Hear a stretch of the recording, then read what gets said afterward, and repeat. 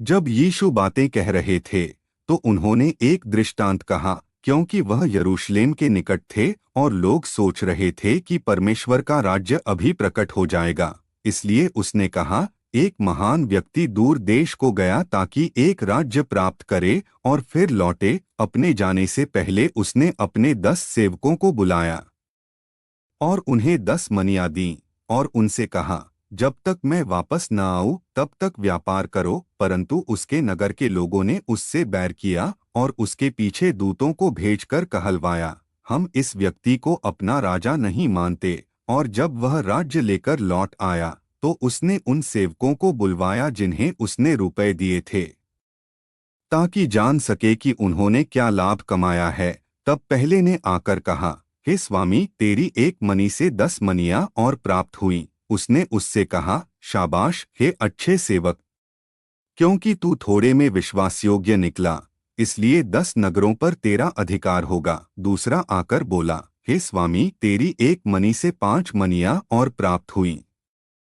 उसने उससे भी कहा, तू 5 नगरों पर अधिकार कर। एक और ने आकर कहा, हे स्वामी, देख तेरी मनी यहाँ रखी है, मैंने इसे कपड़े में लपेट कर रख छोड़ा था, क्योंकि मुझे तुझसे डर लगता था, क्योंकि तू कठोर व्यक्ति है, जो तूने नहीं रखा उसे उठा लेता है और जो तूने नहीं बोया उसे काटता है। स्वामी ने उससे कहा, हे बुरे सेवक, तेरे ही मुंह से मैं तुझे दोषी ठहराता हूँ। तू जानता था कि मैं कठोर व्यक्ति हूँ, जो मैंने नहीं रखा उसे उठाता हूँ और जो मैंने नहीं बोया उसे काटता हूँ। तो फिर तूने मेरा रुपया बैंक में क्यों नहीं रखा, जिससे मैं लौटकर उसे ब्याज सहित प्राप्त कर लेता।